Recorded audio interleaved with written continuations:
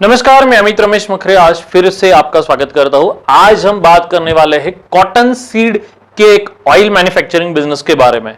हाँ, cotton seed cake and oil manufacturing business.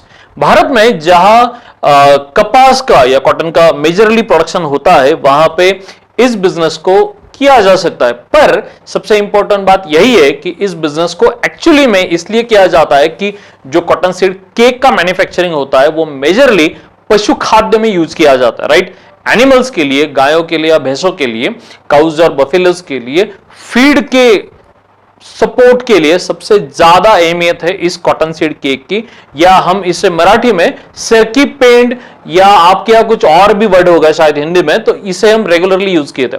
Maharashtra की हम यदि बात करें या गुजरात, आंध्र प्रदेश, तेलंगाना की यदि हम बात करें तो मेजरली सबसे ज्यादा एज कंपेयर टू जो गोई पेंट जिसे हम कहते हैं या ब्लॉक पेंट जिसे हम कहते हैं या सिर्फ मक्का पेंट जिसे कहते हैं, उससे ज्यादा इस सरकी पेंट का या कॉटन सीड केक का यूज किया जाता है। तो यदि हम इस बिजनेस को स्टार्ट करना चाहे, यदि आपके एरिया में इस प्रोडक्ट की डिमांड है या फिर आपके एरिया में कॉटन सीड का या कपास का प्रोडक्शन हो रहा है, तो डेफिनेटली आप इस बिजनेस को आपके एरिया में शुरू कर सकते हैं। यदि इस बिजनेस को कंफर्मली स्टार्ट करना है तो किन चीजों को ध्यान में रखना पड़ेगा, यह मैं इस वीडियो के अंत तक बताने वाला हूं। उसके पहले आपको एक छोटा सा काम करना पड़ेगा, हमारा चैनल सब्सक्राइब करके रखिए, क्योंकि हमारा स्पेशलाइजेशन ही सिर्फ स्टार्टअप एंड स्टार्टअप ही है।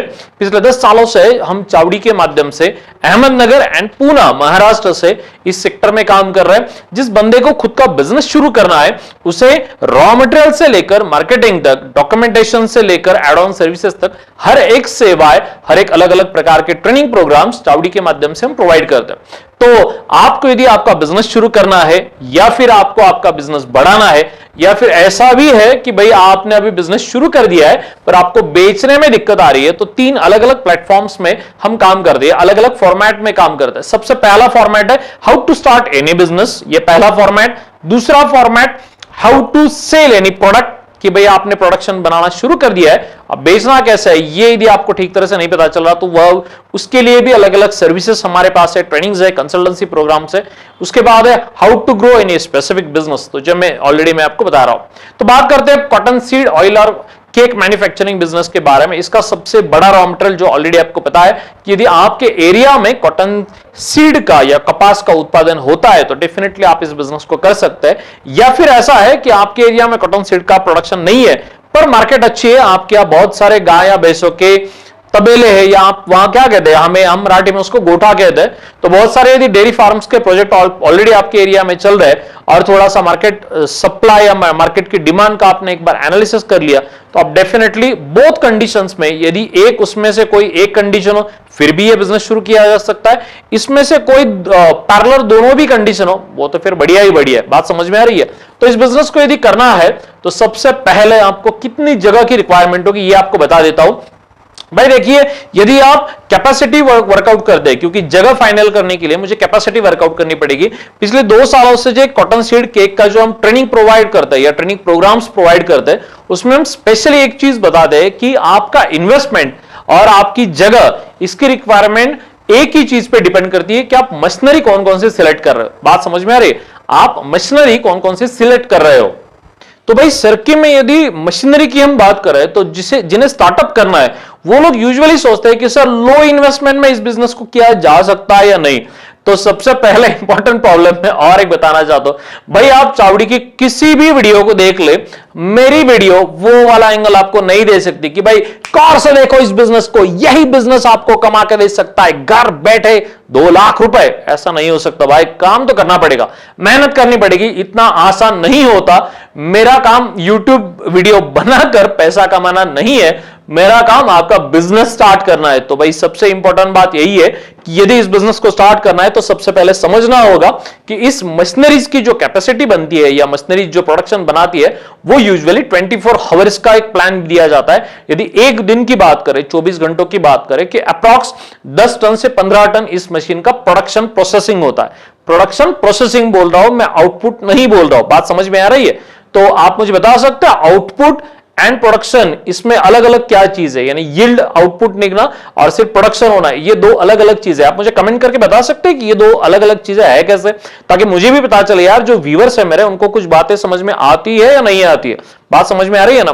तो भाई यदि हम 24 आवर्स की बात करें तो 24 घंटों में 10 से 15 टन प्रोसेस करने वाला जो मशीन होता है, जो जिसे हम ऑयल मिल कहते हैं, उसका आज के डेट में अप्रॉक्स 5 लाख से लेकर 8 लाख तक प्राइस है।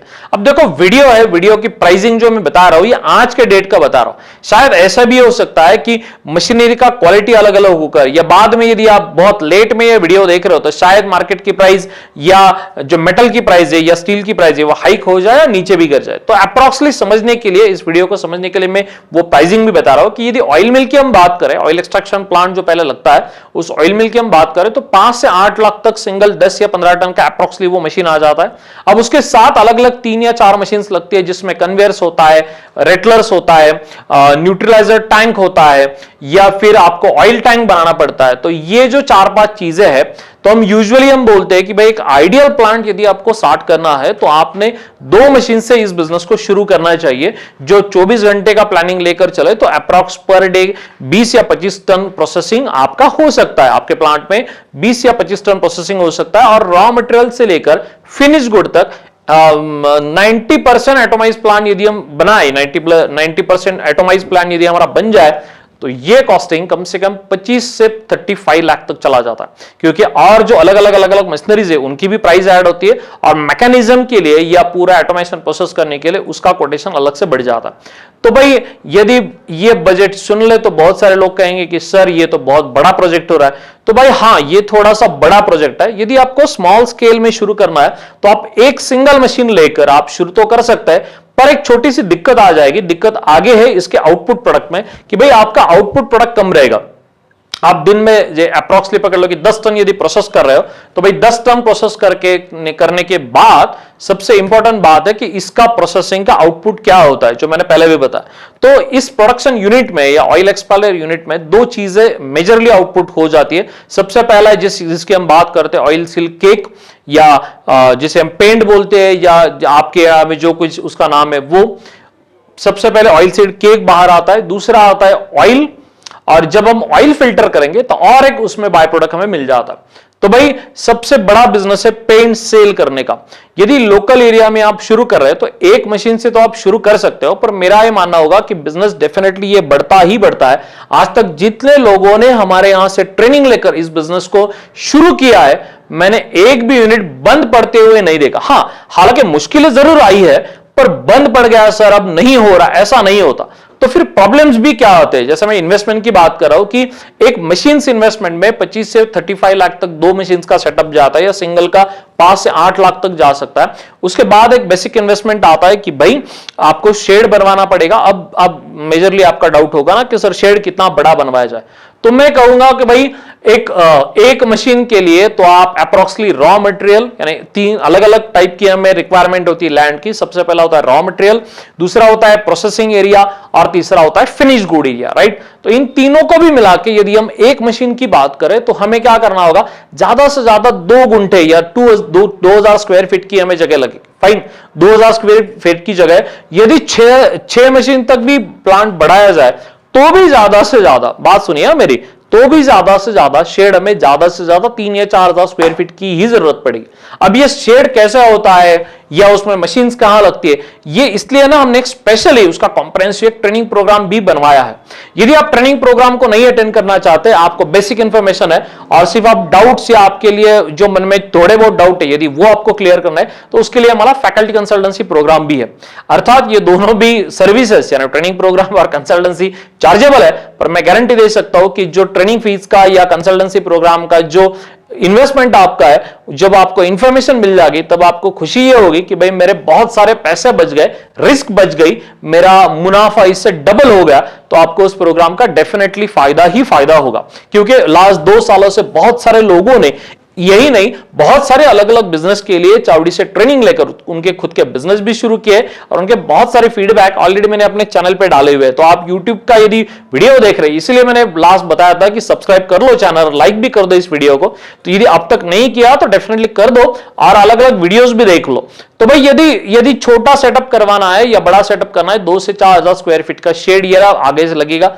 आगे थोड़ा मैं कहता हूं कि आपको ओपन स्पेस चाहिए, यदि समर सीजन है या आपको थोड़ा सा जो कॉटन है, कॉटन की जो बीज है या सरकी जो है, यदि आपको थोड़ी सी ज्यादा मॉइस्चर वाली मिल जाए तो आप उसे ड्राई भी कर सकते हैं। तो उसके लिए अलग से ड्रायर लेने की जरूरत नहीं भाई, आप धूप में भी सुखा सकते हो और आपका प्रोडक्ट भी ड्राई कर सकते हो।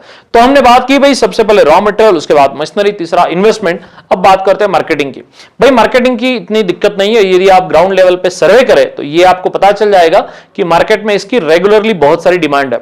अब प्रॉब्लम क्या आती है इस पे भी हम बात करते हैं। सबसे इंपॉर्टेंट बात, कोई भी नहीं बताएगा प्रॉब्लम है। यूट्यूब पे यूजुअली किसी भी बिजनेस की वीडियो देख लो, वो सिर्फ यही बताएंगे बिजनेस बहुत बढ़िया है और मैंने ये किया है वो किया है। मैं बोलता हूं सर कि इनिशियल लेवल पे कैपिटल वाला थोड़ा सा बिजनेस है और रॉ मटेरियल पर से परचेस करने के लिए और मार्केट में बेचने के लिए थोड़ा बहुत हमें क्रेडिट भी लगता है। तो इस बिजनेस को करने के लिए कैपिटल इन्वेस्टमेंट यानी मशीन, शेड, इसके बाद आपको मेजरली इन्वेस्टमेंट लगेगा रॉ मटेरियल परचेस करना और मार्केट में थोड़ा बहुत जो क्रेडिट का इशू आज के डेट में चल रहा है, क्योंकि फार्मर को मिल्क का जो पेमेंट है वो 10 या 12 दिनों के बाद मिलता है, तो फार्मर उसके बाद ही आपका सरकी का पेमेंट करेंगे।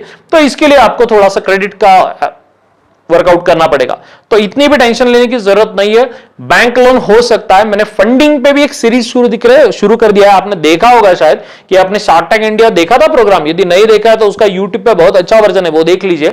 शार्क टैंक जैसे आपके प्रोजेक्ट को फंडिंग कैसे मिल सकती है, बैंक लोन कैसे हो सकता है, इस पे मैंने यूट्यूब पे भी कोई वीडियो डाली हुई है और हमारे ट्रेनिंग प्रोग्राम में ऑलरेडी ये सब चीजें हम ऑलरेडी कवर करते हैं।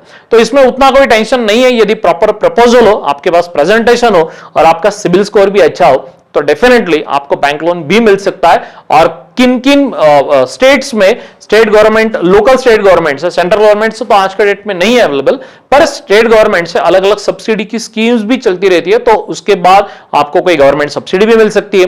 तो इस प्रोजेक्ट के यदि आपको डेफिनेटली करना है तो सबसे पहली स्टेप में बताने वाला हूं कि भाई लोकल एरिया में मार्केट सर्वे कीजिए, पहली बात। दूसरी बात, फिर उसके बाद रॉ मटेरियल का सर्वे कर लीजिए कि रॉ मटेरियल में अप एंड डाउन क्या है। हमने ट्रेनिंग प्रोग्राम में भी ऐसा ही सेटअप करके रखा है कि भाई आपको ये दिक्कतें नहीं आती, पर आप आपके एंड से भी कर सकते हो। तीसरी बात, उसके बाद फिर वर्कआउट करना है कि मैं फाइनेंस अवेलेबिलिटी कैसे कर सकता हूं और उसके बाद फिर जाकर मशीनरी या इसका सब वर्कआउट कर लीजिएगा। और इसमें कोई भी दिक्कत आ रही है तो भाई चावड़ी का कॉल सेंटर का नंबर आपको दिख रहा है, हमारे यहां टीम के पास हर एक चीज का अपडेट्स रहता है। मशीनरी कहां मिलेंगी, रॉ मटेरियल कहां मिलेगा, हर एक चीजों का इंफॉर्मेशन आपको मिल जाएगा, उसमें कोई दिक्कत नहीं। पर मेरी ये इच्छा है कि भाई आप खुद ब खुद पहले ट्राई करें, यदि नहीं हो रहा तो उसके बाद आप चावड़ी को रिकॉल कीजिए। और इन जैसे यानी कॉटन सीड का जो प्रोजेक्ट की इंफॉर्मेशन जो मैंने बताई, ऐसे किस बिजनेस के बारे में आपको इंफॉर्मेशन चाहिए ये भी मुझे बताइए ताकि हम उस पर वर्कआउट करें। ऐसा ही मिलते रहेंगे, बातें करते रहेंगे। तब तक धन्यवाद।